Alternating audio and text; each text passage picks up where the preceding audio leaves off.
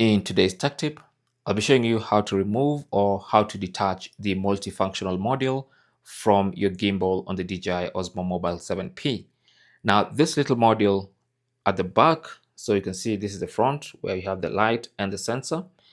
At the back, you have this little button here with a padlock symbol. Okay, so this is what you press when you want to remove or detach the multifunctional module. That's what you press. Okay, and as you press, you can see the pins retract, and that's what helps you detach or release the multifunctional module from the gimbal. Okay, so when it's like this, okay, you can see this is the front.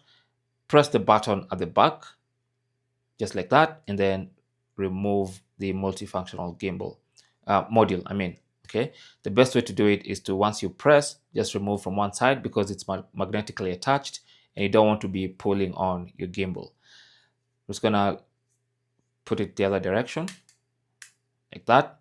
You can see it's on standby mode, so press that button and then remove the multifunctional gimbal.